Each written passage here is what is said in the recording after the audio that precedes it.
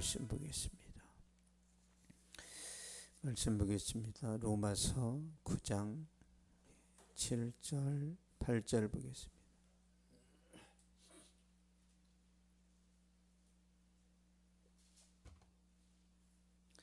로마서 9장 7절 8절 같이 읽겠습니다. 시작. 또한 아브라함의 씨가 다 그의 자녀가 아니라 오직 이삭으로부터 난 자라야 내 씨라 불리리라 하셨으니 곧 육신의 자녀가 하나님의 자녀가 아니요 오직 약속의 자녀가 씨로 여기심을 받느니라. 아멘. 로마서 9장은요 선택과 유기, 하나님의 선택과 유기에 대해서 말씀을 하는데요, 약속의 자녀에 대한 것들을 이야기하고 있는데, 선택은 하나님의 주권이다, 그런 의미예요. 하나님의 주권이다. 어떤 사람은 하나님의 선택을 안 하시고 어떤 사람은 선택을 하시는데, 이건 전적으로 하나님의 주권이다. 7절 말씀 한번 보겠습니다. 7절 시작. 또 아브라함의 씨가 다 그의 자녀가 아니라 오직 이삭으로부터 난 자라야 내 씨라 불리리라 하셨으니. 아멘. 오직 이삭으로부터 난 자라야 내 씨라 불리리라 하셨으니. 아브라함에게는 아들이 8명이 있어요. 하갈을 통해서 태어난 아들이 이스마엘입니다. 그리고 그두라라는 여자가 있어요. 사라가 죽었을 때 아브라함이 또 아내를 취했단 말이에요. 이 그두라를 통해서 시므란, 욕산, 무단, 미디안, 이스박, 수아 6명의 아이가 태어나요. 그리고 사라를 통해서 이삭이 태어났죠. 그러니까 아브라함에게 8명의 아들이 있었지만 한 사람만 구원받았단 말이에요. 이삭만. 이스마엘 구원 못 받았어요. 이스마엘의 자손들이 지금 이란, 이라크 그런 나라입니다. 중동에. 아브라함만, 그러니까 이삭만 아브라함이 씨라는 거예요. 하나님 보시기에. 자, 8절 보겠습니다. 8절 시작. 곧 육신의 자녀가 하나님의 자녀가 아니요 오직 약속의 자녀가 씨로 여기심을 받느니라. 아멘. 8명이 있었지만 오직 사라를 통해서 태어난 약속의 자녀만 씨가 된다라는 거죠. 오직 약속의 자녀가 씨로 여기심을 받느니라. 하나님께서 아브라함에게 말씀하셨잖아요.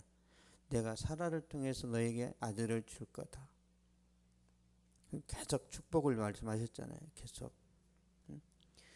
여기서 약속의 자녀라는 것은 믿음의 자손을 말합니다. 믿음의 자손. 약속의 자녀라는 것은 지금 우리에게 해당되는데, 약속의 자녀는 그리스도인을 말해요. 그리스도인. 그리고 이삭은 여기서 나와 있는 약속의 자녀, 그러니까 이삭은 예수 그리스도를 예표합니다. 자, 갈라디아서 3장 16절 보겠습니다. 갈라디아서 3장 16절.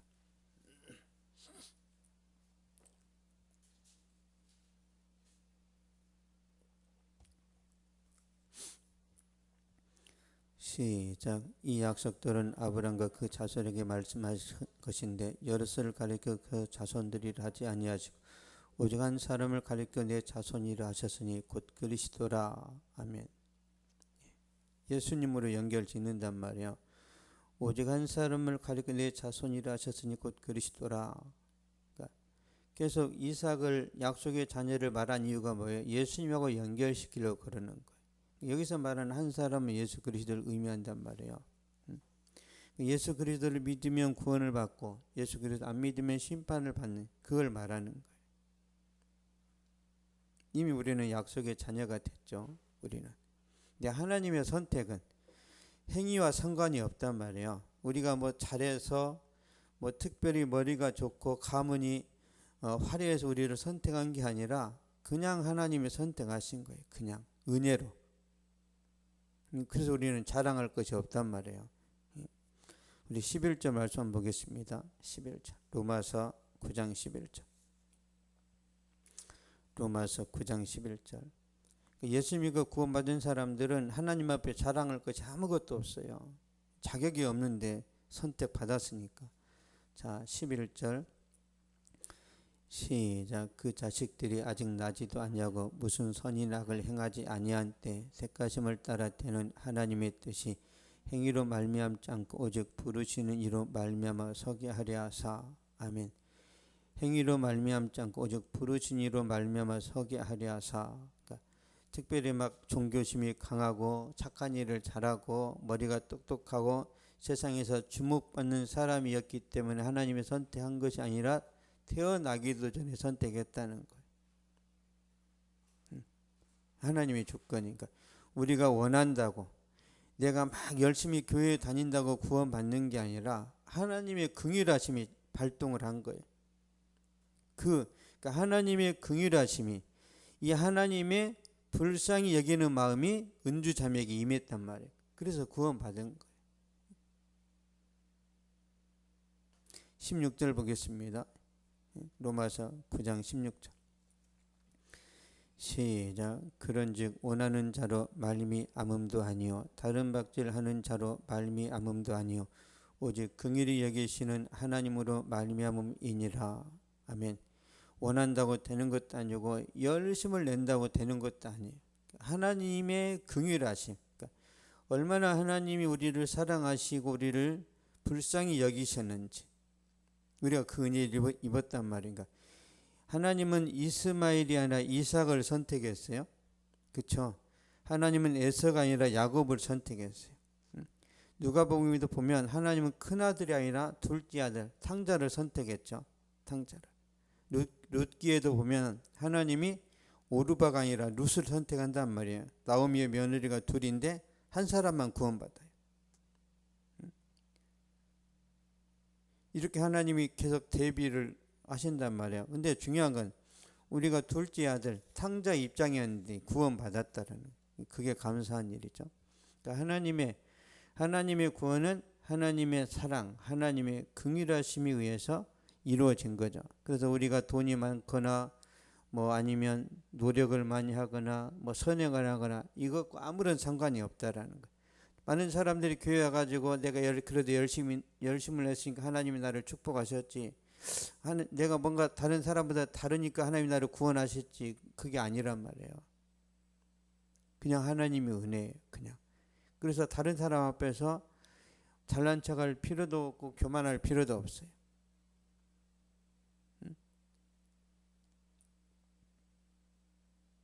그래서 우리가 해야 될 게 뭐냐면, 그러니까 자격이 없는데 우리가 구원받았잖아요.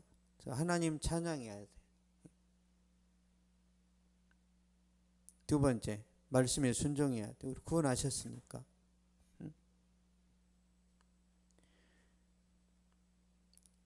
또 하나가 있다면 우리가 전도하는 거죠.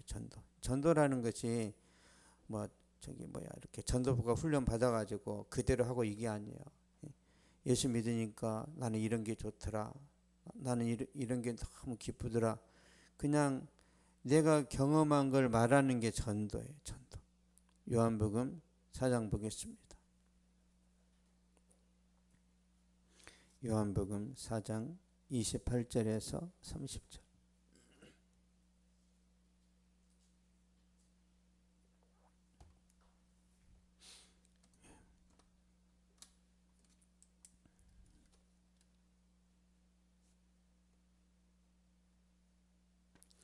요한복음 4장 28절에서 30절 시작. 여자가 물동이를 버려두고 동네에 들어가서 사람들에게 이르되 내가 행한 모든 일을 내게 말한 사람을 와서 보라. 이는 그리스도가 아니냐 하니 그들이 동네에서 나와 예수께로 오더라. 아멘. 와서 보라. 이는 그리스도가 아니냐. 그러니까 사마리아 여인이 전도를 화려하게 한 게 아니에요. 간단합니다. 자기 이야기 하는 거예요. 자기 이야기. 내가 예수님 만났는데 이렇게 좋더라. 그 말을 했는데 동네 사람들이 몰려왔단 말이에요. 그래서 내가 경험한 걸 누구한테 말하는 것이 중요한 거예요. 내가 저 사람 작정하고 전도해야지, 그게 아니라 그냥 내가 경험한 은혜를 말하면 되는 거예요. 내가 경험한 누구한테든지. 제가 들을까? 내 이야기, 내 이야기라는, 우리 은주자매 내 이야기 하잖아요. 나의 얘기, 내가 경험한 거, 교회에서 들었던 거 누구한테 전하면 그 사람이 영향을 받거든요.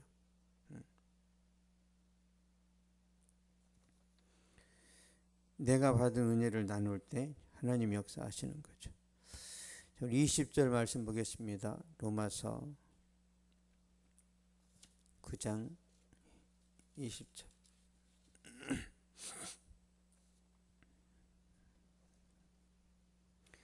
로마서 9장 20절. 시작. 이 사람아, 내가 누구에게 감히 하나님께 반문하느냐?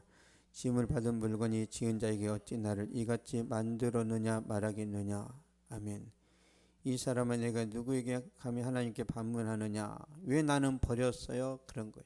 왜 저 사람은 구원 안 합니까? 따진다는 거죠. 우리는 하나님께 따질 자격이 없다니까요. 근데 꽤 똑똑하다고 생각하면서 왜 하나님은 누구는 구원하고 누구는 버립니까? 이렇게 따지거나 항의하거나 물을 수 있는 자격이 없어요. 공의로우신 하나님이 그렇게 하셨는데 그거에 대해서 진짜 타락하고 불완전한 인간이 이렇게 질문할 자격이 없는 거예요. 유기라는 게 뭐냐면 이제 버렸다는 건데요. 이런 뜻입니다. 신학적으로. 유기는 어떤 거냐면 하나님이 죄 없는 자를 죄를 짓게 만들어서 정죄하기로 한 작정이 아니라 사람이 완전히 자신의 책임 하에서 범죄의 자리로 떨어졌을 때 하나님은 하나님의 공의의 근거에서 그 죄를 벌하기로 한 것이 작정이에요. 하나님이 버리셨다는 것은 저놈은 원래 내가 망하게 만들려고 작정했어, 이런 의미가 아니에요. 그 사람이 죄가 좋아서 그 죄성을 따라서 살아가는데 그 사람을 그 죄에 합당하게 심판하겠다는 거예요. 그게 유기입니다. 우리는 선택했죠. 우리도 그렇게 형벌을 받아야 하고 당연히 우리가 이제 심판을 받아야 되는데 우리에게 긍휼을 베풀어서 우리는 선택하신 거예요. 유기된 자들에게는 이 긍휼을 안 베풀겠다는 거예요. 그 하나님의 주권이에요. 그거는. 토기장이가 컵을 만드든지 그 요강을 만드든지 그 만드는 사람 마음이잖아요. 21절 보겠습니다. 21절. 로마서 9장 21절. 시작. 토기장이가 진흙 한 덩이로 하나는 귀 쓸 그릇을 하나는 천이 쓸 그릇을 만들 권한이 없느냐. 좋은 그릇을 만들든지 나쁜 그릇을 만들든지 하나님의 주권이라는 거죠.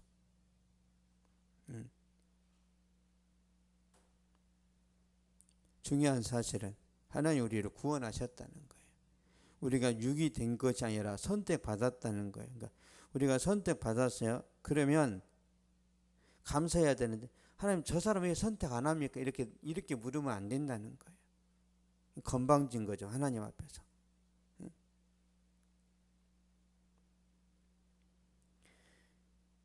하나님 우리를 귀 있을 그릇으로 선택하셨단 말이에요. 귀. 우리가 이제 할 일은 뭐냐면 끝까지 하나님 신뢰하고 깨끗한 그릇의 역할을 감당하면 되는 거예요. 하나님 우리를 구원하신 의도가 있을 거 아니에요. 그 하나님의 의도대로 우리가 순종하고 충성하고 기쁨으로 살아가면 하나님께서 영광을 받으시고 우리는 더 이제 의미 있고 가치 있게 쓰임을 받는 거죠.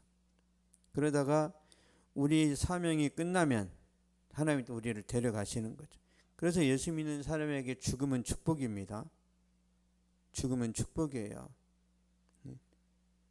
그래서 죽음에 대해서 두려워하지 마시고 하나님의 은혜가 약해지거나 내 신앙이 막 이렇게 무뎌지거나 감각이 더 이제 사라질 때 그게 무서운 거예요.